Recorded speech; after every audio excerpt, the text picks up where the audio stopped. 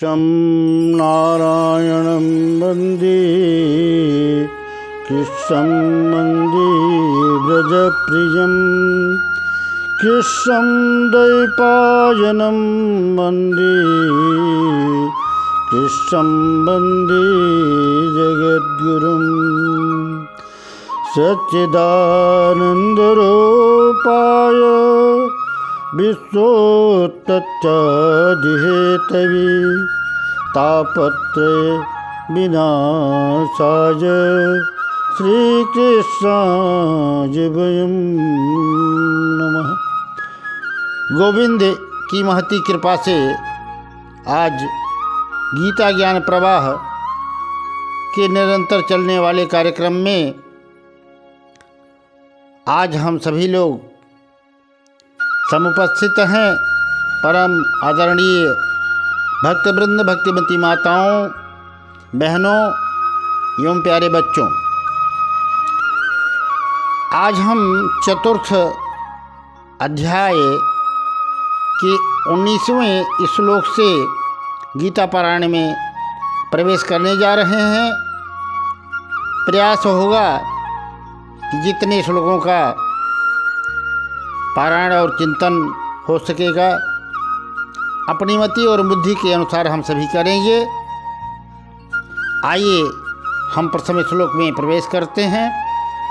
भगवान ने जहाँ पर अर्जुन को उपदेश किया है कि पहले तो कहा कि कर्म की गति बड़ी गहन होती है और उसे समझ करके कर्तव्य कर्म को करना चाहिए।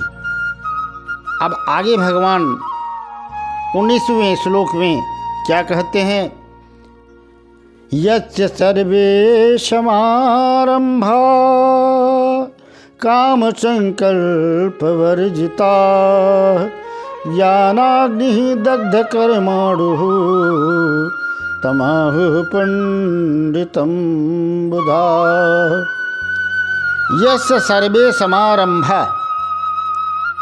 समारंभा का मतलब मनुष्य जो भी कार्य का आरंभ करता है, हर कार्य का आरंभ ही तो करता है, तभी तो कार्य होता है।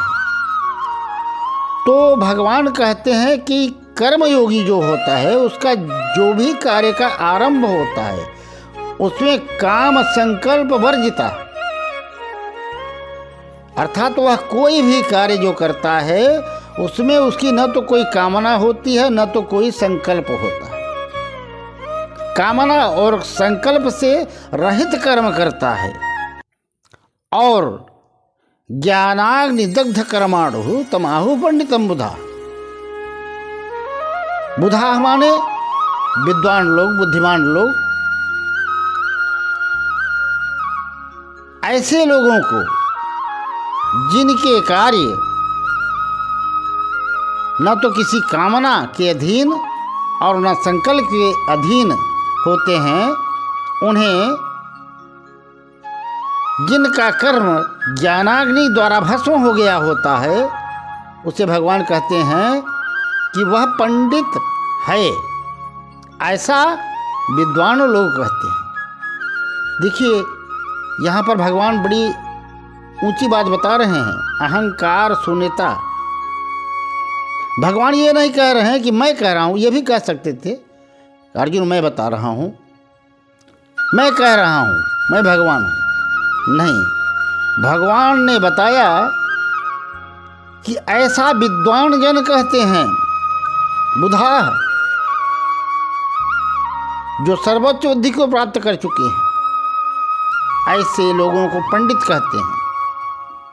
सच्चाई यह भी है कि कर्मयोग में जब हम कामना रहित होकर के कर्म करेंगे और कोई संकल्प बना लेंगे तो फल की आसक्ति कुछ न कुछ तो उसमें चिपकी ही रहेगी। पूर्ण रूपेण कर्मयोग हम नहीं कर पाएंगे और तब तक कर्मयोग हमारा अधूरा रहेगा जब तक हम ज्ञान लाभ नहीं कर लेते। क्योंकि ज्ञानम लब्ध्वा परम लाभ, ज्ञानम लब्ध्वा परम शांति, परम शांति तब प्राप्त होगी जब ज्ञान प्राप्त होगा। और भगवान कहते हैं कि जिसके सारे कार्य कामना और संकल्प से रहित होते हैं वह पंडित होता है, अर्थात उसे मालूम हो गया है कि क्या करना चाहिए क्या नहीं करना चाहिए। इसका विचार करके जो कार्य करता है वह पंडित है, अर्थात वह योग के सही मार्ग पर चल रहा है, कर्मयोग का सही आचरण कर रहा है। आइए देखते हैं दूसरे श्लोक में भगवान क्या कहते हैं। त्यक्त्वा कर्म फलासंगम नित्य तृप्तो निराश्रयः कर्मण्यभिप्रवृत्तोऽपि न विकिंचित करोति सः। त्यक्त्वा कर्म फलासंगम, भगवान कहते हैं मनुष्य कर्म तो करे। अब कर्म आप कहेंगे चाहे जो करें, निषिद्ध कर्मों का तो निषोध अपने आप हो जाता है, उन्हें तो करना ही रही है। करना है तो आत्म कल्याण का कार्य करना है, अपनी आत्मा का उद्धार करने का कार्य करना है, परमार्थ का कार्य करना है। लेकिन उसमें भी भगवान कहते हैं कि आप सत्कर्म करो या असत कर्म करो, लेकिन उनके फल में आपकी आसक्ति न हो। त्यक्त्वा कर्म फलासंगम, कर्म के फल में आसक्ति जिसकी नहीं होती वह कर्म करके भी नहीं बंधता, और इसी बंधन से मुक्त होने का ही तो हमारा ध्येय है। आइए हम फिर अगले श्लोक में। निराशीर चित्तात्मा त्यक्त सर्व परिग्रह शारीरम केवलम कर्म कुर्वाप्नोति किल्बिषम।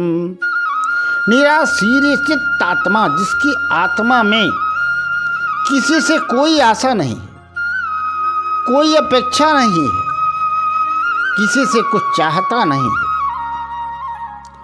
सब प्रकार के परिग्रहों का त्याग कर दिया। अपरिग्रह का मतलब आपको जितने वस्तु की आवश्यकता है उससे अधिक आप अपने पास रखते हैं तो आप संग्रह करते हैं, और जितना चाहिए जितना आवश्यक है शरीर के लिए, भोजन की, वस्त्र की, छांव की, उतनी ही आप उपयोगिता अगर करते हैं वस्तुओं की तो आप अपरिग्रह में स्थित हैं, ऐसा जाने भगवान का ये मत है। यावद्धि जठरम तावत् सत्वम हि देहिनाम यो मन्येत अधिकम सत्येन दंडमर्हसि। जितनी शरीर को आवश्यकता हो, जितने में अपना काम चल जाए, बस उतने में संतुष्ट रहे, वही अपरिग्रही है। और कर्मयोगी का आचरण ये होना अत्यंत आवश्यक है। अनेक वस्तुओं की आकांक्षा, अपेक्षा और लोभ से रहित होना चाहिए, तभी वह कर्मयोगी हो सकता है, अन्यथा नहीं। शारीरम केवलम कर्म, भगवान की ये अभिप्राय क्या है? शारीर कर्म, हमारा शरीर है, वो चाहे संत का हो, चाहे महात्मा का हो, चाहे गृहस्थी का हो, शरीर रहते ही साधना हो सकती है।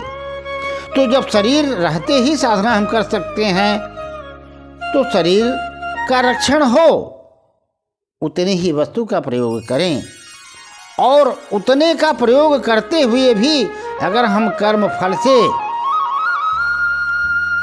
आसक्ति हटा लेते हैं तो हमें सहज मुक्ति मिल जाती है, जो कि एक कर्मयोगी प्राप्त कर लेता है।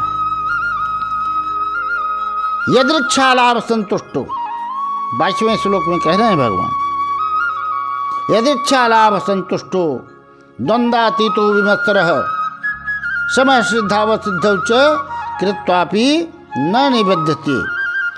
यदृच्छा लाभ संतुष्टो, अर्थात प्रकृति द्वारा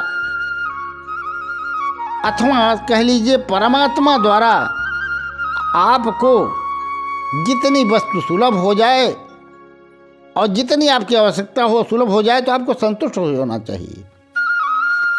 यही कहते हैं यदि इच्छा लाभ संतुष्ट। आप अपनी इच्छा नहीं, आप कामना न करें, आप किसी से कुछ न चाहें, प्रकृति आपको देगी ही। और भगवान ने पैदा किया है तो आपका पालन पोषण भी करेंगे, ये विश्वास होना चाहिए। इसलिए विशेष ज़्यादा की इच्छा करना असंतुष्टि देता है। भगवान कहते हैं यदृच्छा लाभ संतुष्टो द्वंद्वाती तो विमत्सर। सुख दुख हानि लाभ जय पराजय सब में सम रहें। सम सिद्धा व सिद्धौ च। सिद्धि असिद्धि मान अपमान दुख सुख में सम रहे, अर्थात तो द्वंद्वों से परे हो जाए, वही कर्मयोगी है। और वही कर्मयोगी कर्मयोग करते करते अंत में ज्ञान को प्राप्त कर लेता है, और ज्ञान को प्राप्त करके परम पद को प्राप्त कर लेता है। ये भगवान के कहने का आशय है। और हमारा आपका भी प्रयास ही होना चाहिए कि हम भगवान के वचनों पर चलें और अपना उद्धार करें। राधे राधे, जय श्री कृष्ण।